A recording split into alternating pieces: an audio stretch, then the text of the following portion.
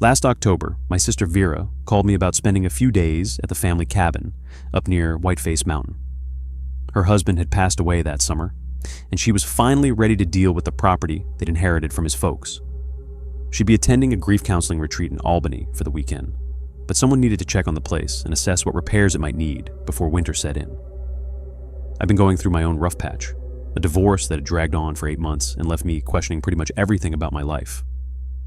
Taking some time away from my insurance adjuster work seemed like exactly what I needed. The 3-hour drive north from my apartment in Troy would give me space to think, and maybe I'd get some clarity about what came next. The cabin sat on 40 acres of mixed hardwood forest, about 20 miles from the nearest neighbor.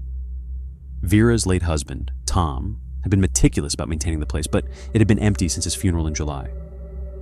As I pulled into the gravel driveway that Friday afternoon, I could see why the property meant so much to their family. The log structure looked solid and welcoming, even with the October sky threatening snow.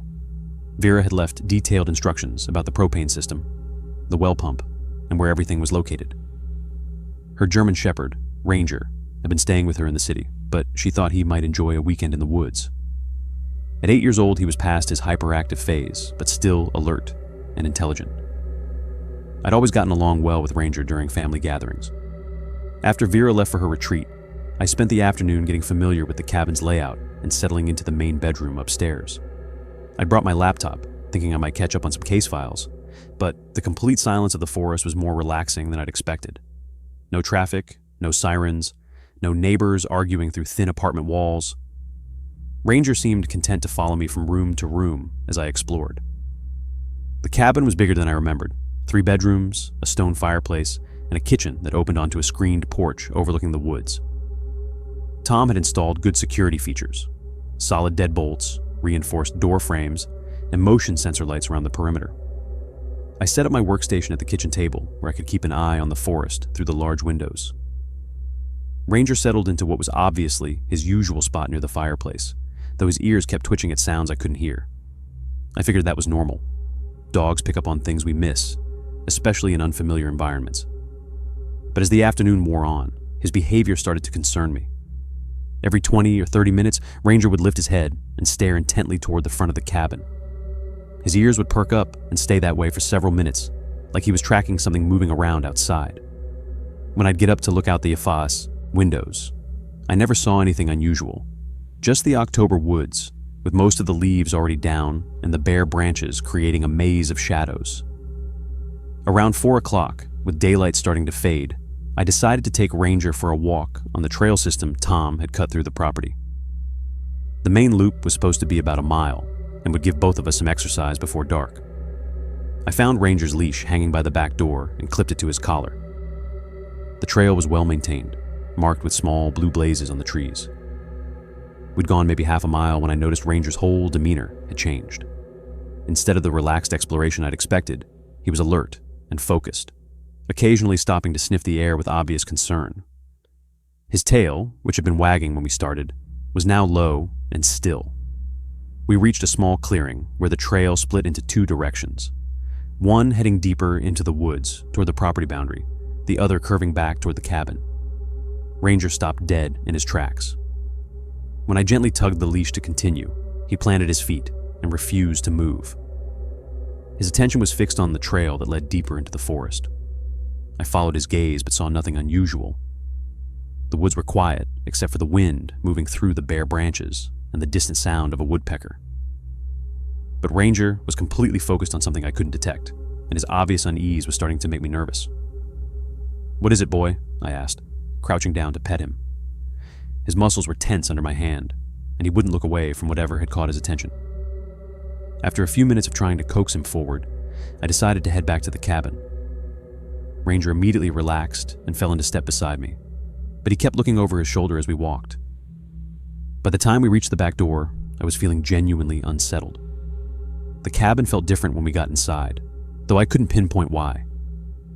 Maybe it was just the contrast between the growing darkness outside and the warm light of the interior, but something felt off.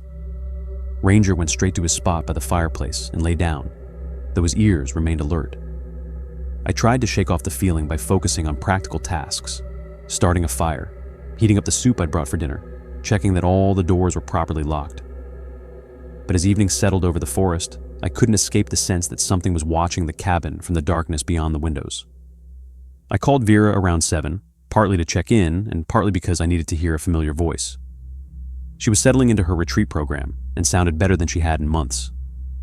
When I mentioned Ranger's behavior on the trail, she seemed puzzled. "That's odd," she said. "Tom used to take him on that same loop all the time, and he never had any issues.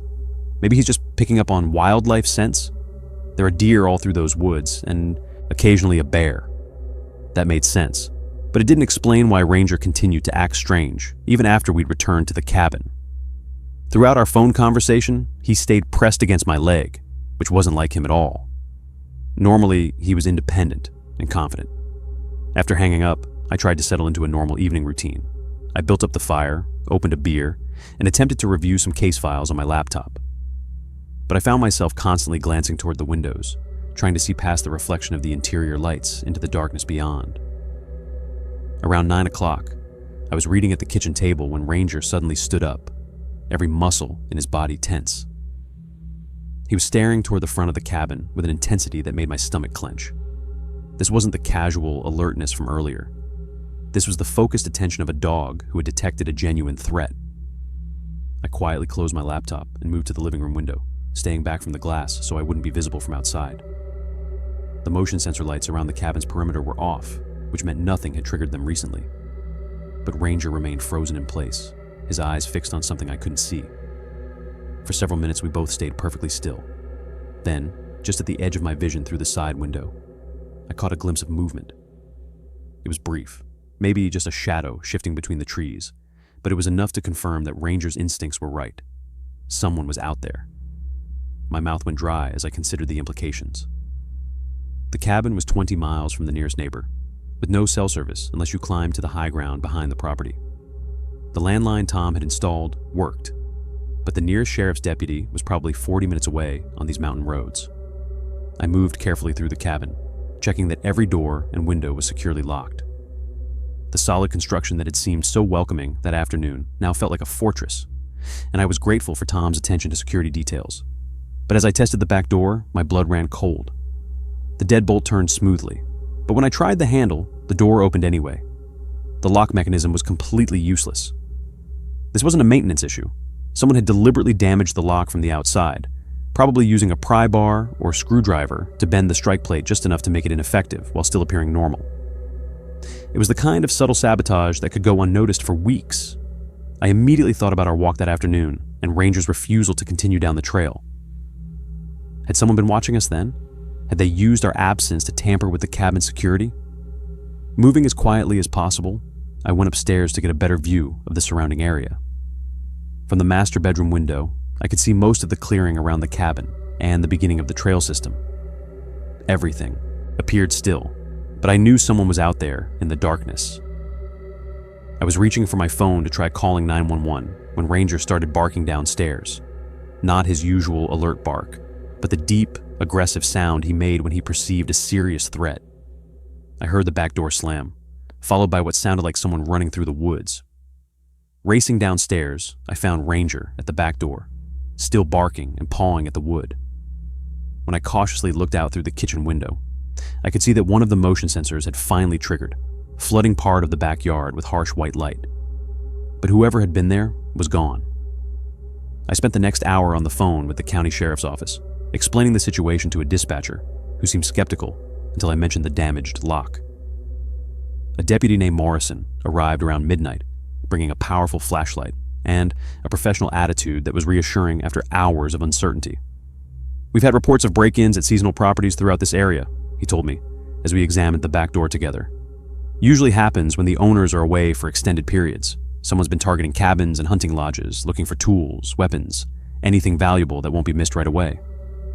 The deputy's explanation made sense, but it didn't account for the methodical surveillance Ranger had detected throughout the day. This felt more personal than a simple burglary attempt. "The lock damage is recent," Morrison continued, running his finger along the bent metal. "Probably done within the last day or two. You're lucky your dog scared them off before they could get inside." As the deputy prepared to leave, he handed me his card and made a suggestion that confirmed my worst fears.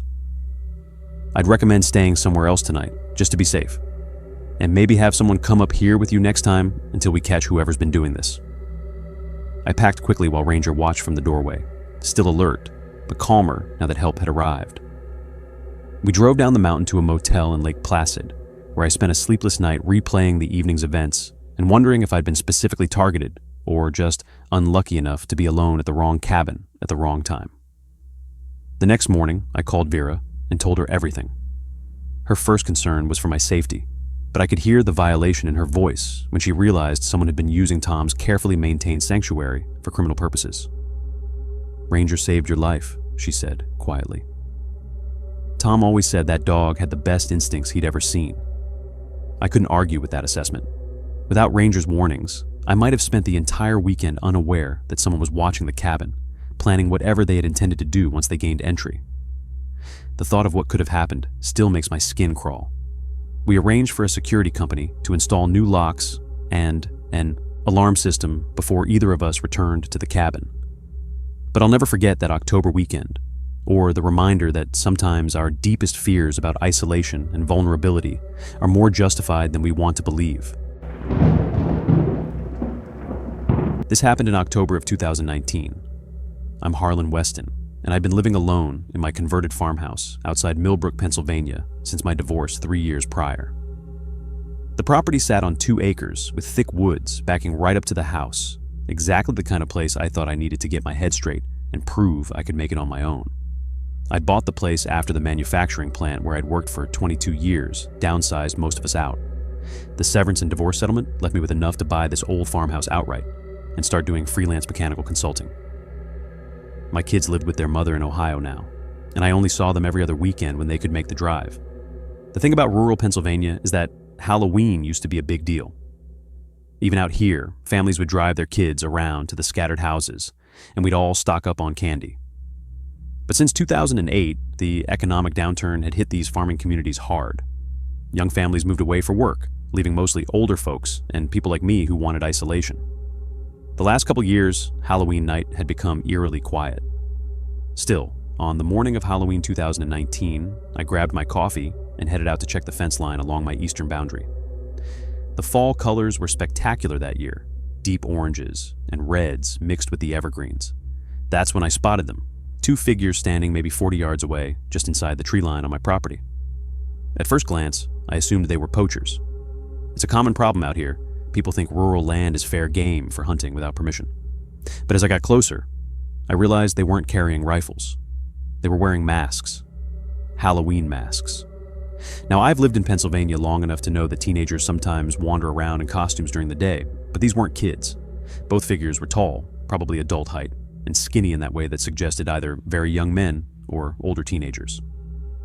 They wore all black clothing, and the instant they noticed me approaching, they froze like deer in headlights. Then they hurried deeper into the woods and away from my property.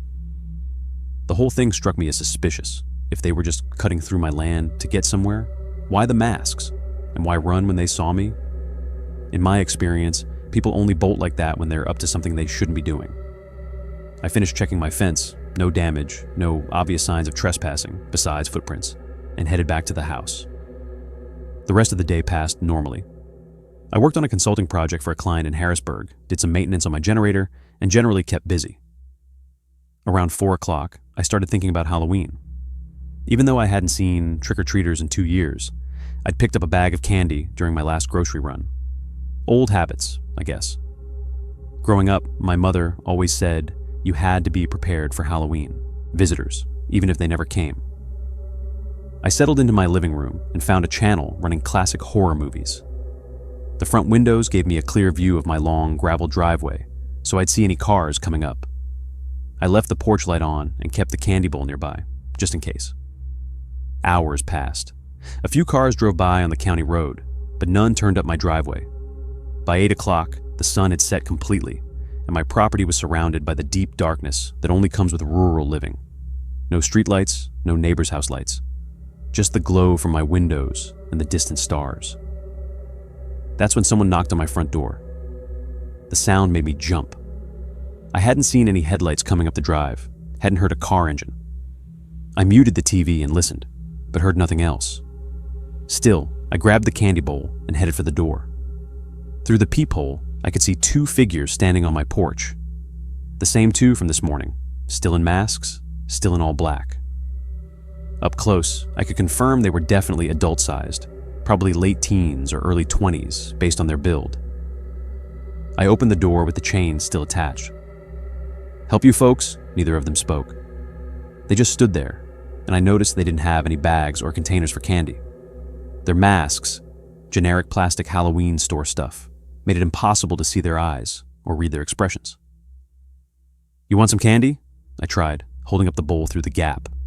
Still nothing. No movement. No response. After about 10 seconds of this weird standoff, I closed the door and turned the deadbolt. Through the window, I watched them stand there for another minute before walking back down my driveway and disappearing into the darkness. I figured it was just some local punks trying to mess with the outsider. Word gets around in small communities, and everyone knew I was the divorced guy from the closed plant who bought the old Hensley farmhouse. Maybe they thought they could rattle me with some Halloween prank. I went back to watching TV, but kept the volume low and found myself glancing toward the windows more often than usual. Around 11, I decided to call it a night. I did my usual routine, checked that both doors were locked, made sure my hunting rifles were secure in the gun safe upstairs, and set the coffee maker for morning. My bedroom was on the second floor, overlooking the backyard and the woods. I'd chosen that room specifically because it gave me a good view of anyone approaching from the rear of the property. In my line of work, you learn to think practically about security. I was just drifting off when I heard it again, knocking at the front door. This time it was louder, more insistent. I checked my bedside clock, 1:47 a.m. Nobody comes calling at that hour unless it's an emergency or trouble. I got up and moved quietly to the window that faced the front yard. Only one of them stood at my door now, still in the mask, still knocking with that steady, deliberate rhythm. But something cold ran down my spine as I realized what was wrong with this picture. Where was the second one? I grabbed my cell phone and crept downstairs, staying away from the windows. The knocking continued. Not frantic, just persistent, like someone who knew I was home and had all the time in the world. I approached the front door carefully and looked through the peephole. The masked figure stood directly in front of the door, close enough that I could see the cheap plastic details of his Halloween mask. He raised his hand and knocked again, the sound echoing through my quiet house. That's when I heard the soft creak of hinges behind me. I spun around to see a door at the end of my hallway, the door leading to my back mudroom, standing open. I knew I'd locked that door. I always locked that door. A shadow moved in the doorway, and then he stepped into the light. The second figure, mask covering his face, but this time I could see what he carried in his right hand, a hunting knife with at least a 6-inch blade. The moment our eyes met through his mask, he charged. I bolted for the stairs, taking them 3 at a time. Behind me, I could hear his footsteps pounding across my hardwood floors. I made it to my bedroom and slammed the door, turning the lock and immediately dragging my dresser in front of it. My hand shook as I dialed 911, but my voice stayed steady when the dispatcher answered. 22 years in manufacturing teaches you to stay calm in emergencies. This is Harlan Weston at 1247 County Road 18. I have 2 intruders in my house. One is armed with a knife. I'm barricaded in my bedroom. Through the door, I could hear muffled voices, the 2 of them talking, though I couldn't make out words. They seemed to be debating something, maybe figuring out their next move. The knocking at the front door had stopped. I kept the dispatcher on the line and moved to my gun safe, but my hands were shaking too badly to work the combination. The voices outside my door continued for maybe 30 seconds. Then I heard footsteps moving back downstairs. A few minutes later, I heard what sounded like my back door closing. Detective Brennan Tolliver arrived with 2 patrol units about 15 minutes later. They found my back mudroom door standing wide open. The lock had been forced, probably with a pry bar or heavy screwdriver. The chain I'd installed as backup security was cut clean through. Tolliver was a decent guy, maybe late 30s, who'd grown up in the county and understood the local dynamics. After processing the scene and taking my statement, he sat me down at my kitchen table. "Mr. Weston, I'm going to be straight with you. We've had an uptick in this kind of random violence lately. Meth and opioids have hit the rural communities hard, and desperate people do desperate things. The fact that they ran when they heard sirens suggests this wasn't personal, just opportunistic." He paused, looking around. My kitchen. The one at the front door was a distraction, while the other broke in from behind. Classic home invasion tactic. You did everything right by getting to safety and calling us immediately. I never did find out who they were or why they targeted me specifically. Could have been local resentment, could have been random chance, could have been drug-fueled stupidity. But I installed a complete security system the following week, and I never spent another Halloween night alone in that house. Dalton Merrick pulled his weathered Chevy pickup to the side of the gravel road, the engine ticking as it cooled in the crisp autumn air. At 48, he'd been making this drive to the Adirondacks for over 2 decades, but this time felt different. Final, somehow. The divorce papers were signed, the house sold, and his construction company had folded after the market crash. This would likely be his last solo camping trip before relocating to some forgotten small town where a man his age could disappear into obscurity. He shouldered his old Army surplus pack, the same one that had carried him through National Guard exercises in the 70s. The familiar weight brought a strange comfort as he studied his hand-drawn map, a copy of the original he'd sketched during his first visit here in 1965. No fancy GPS gadgets, just compass, map, and the kind of wood sense that came from decades of experience. The trailhead was deserted, which didn't surprise him. Most fair-weather hikers had packed it in weeks ago when the first frost hit. The trees stood skeletal against the gray October sky, their bare branches creating an intricate web of shadows across the forest floor. Dalton preferred it this way, the woods stripped of their summer pretense, honest and unforgiving. 8 miles in, he found the clearing he remembered. It sat just off the main trail, hidden behind a stand of white pine that had grown considerably since his last visit. He'd camped here twice before, once with his ex-wife Margaret in happier days, and once alone during their separation 5 years back. The familiarity should have been comforting, but something felt off today. As he assembled his canvas tent, another relic from his military days, Dalton noticed the unusual silence. No bird calls, no rustle of small animals foraging for winter stores. Even the wind seemed muted, as if the forest itself was holding its breath. He'd been in enough remote places to know that this kind of quiet usually meant one of 2 things. Either a predator was nearby, or humans had recently passed through. The temperature dropped quickly once the sun disappeared behind the mountains. Dalton built his fire ring with practiced efficiency, using stones from a nearby creek bed. The flames danced higher as darkness settled over the forest like a heavy blanket. He heated a can of beans and made coffee in his dented metal cup, the routine motions helping to settle his nerves. That's when he first saw it, movement in the tree line, maybe 60 yards out. Too deliberate to be an animal, too distant to make out clearly. Dalton had learned to trust his instincts during his guard service, and every instinct was now screaming that he wasn't alone. He kept his movements casual, not wanting to alert whatever was out there that he'd noticed, but his hand instinctively moved to where his hunting rifle would have been, if he'd brought it. The weapon was locked in his truck, 8 miles away. The shape moved again, parallel to his position. Whoever it was seemed content to maintain their distance, staying just at the edge of visibility. Dalton felt the familiar cold weight of fear settling in his stomach. At 48, he wasn't the young soldier who'd once felt invincible. His knees ached, his back was stiff, and his reflexes weren't what they used to be. Hours passed. The fire burned lower, and Dalton was forced to make a choice. Add more wood and potentially reveal his awareness of being watched, or let it die and lose his only source of light. He chose a middle ground, adding just enough fuel to keep a small flame alive while he retreated to his tent. Inside his sleeping bag, he left the tent flap partially open, ostensibly to capture heat from the dying fire, but really to maintain a view of his surroundings. The orange glow provided maybe 10 feet of visibility before the darkness swallowed everything whole. Around midnight, he heard them. Footsteps. Not the random crack of settling wood or the scurry of nocturnal animals, but the deliberate crunch of boots on fallen leaves. They came from behind his tent, the one area he couldn't see without exposing himself completely. Dalton's heart hammered against his ribs as the footsteps drew closer. 20 feet, 15, 10. Then silence so complete it felt like being buried alive. He lay frozen in his sleeping bag, every muscle tensed, waiting for the next sound that would tell him whether to fight or run. The silence stretched on, becoming its own form of torture. After what felt like an hour, but was probably only minutes, Dalton's nerve broke. In one fluid motion, he unzipped his bag, grabbed his flashlight, and burst from the tent. The beam cut through the darkness, illuminating nothing but empty forest. No footprints in the soft earth, no sign that anyone had been there at all. But Dalton knew what he'd heard. Someone had been standing right behind his tent, close enough to reach out and touch the canvas. He swept the flashlight in wide arcs, his breathing harsh in the cold air. The beam caught something, a flash of movement disappearing behind a massive oak tree about 30 yards away.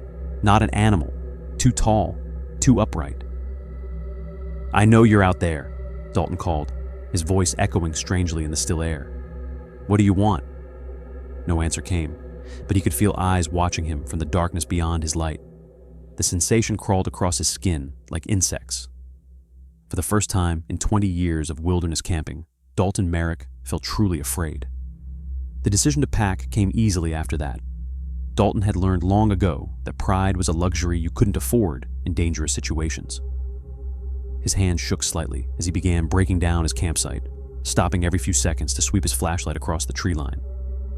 The beam felt pathetically weak against the vast darkness surrounding him. As he stuffed his sleeping bag into his compression sack, a flurry of movement erupted from the shadows behind where his tent had stood.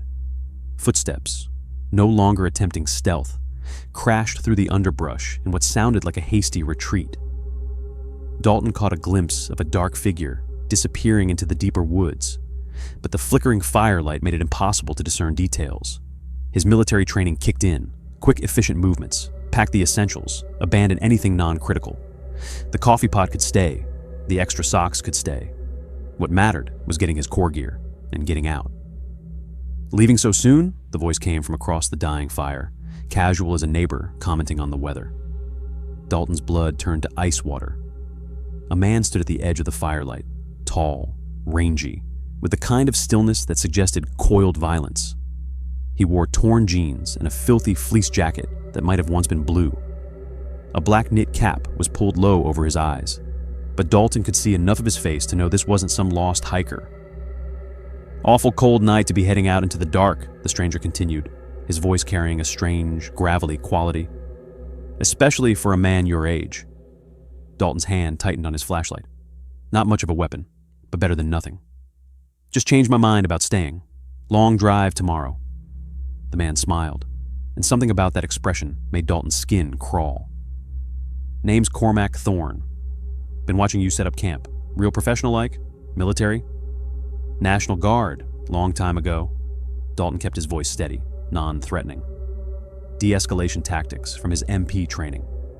"You camping out here too?" "You could say that."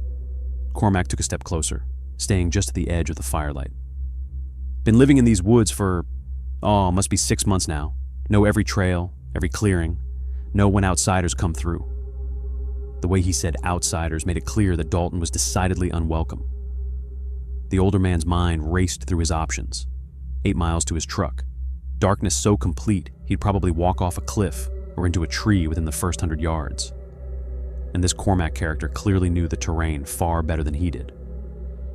"Well, I'll be out of your territory soon enough," Dalton said, shouldering his pack. "Didn't realize this area was occupied." "Problem is," Cormac said, taking another step forward, "once you've seen me, once you know I'm here." He let the sentence hang, but the implication was crystal clear. Dalton's heart pounded as he watched the younger man's posture shift. The casual facade was dropping away, revealing something predatory underneath. This wasn't a chance encounter. Cormac had been stalking him all evening, waiting for the right moment. "Look, friend," Dalton said, using his most reasonable tone.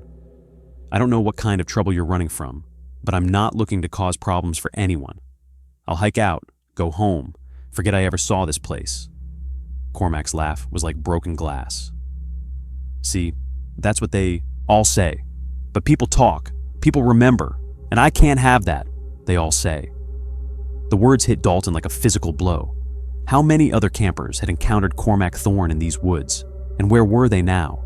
The fire popped, sending up a shower of sparks, and in that moment of distraction, Dalton made his move. He turned and ran straight into the forest, crashing through low branches and stumbling over hidden roots. Behind him, he heard Cormac curse and give chase. The flashlight beam bounced wildly as Dalton ran, illuminating brief snapshots of trees and rocks. His pack caught on a low branch, nearly yanking him backward, but he broke free and kept running. 48 years old, out of shape, running blind through unfamiliar forest. Every rational part of his mind said this was suicide. But the alternative was worse.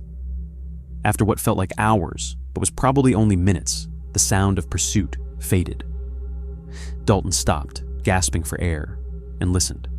Nothing but his own ragged breathing and the distant whisper of wind through bare branches. He'd either lost Cormac, or the man had given up the chase. But where the hell was he?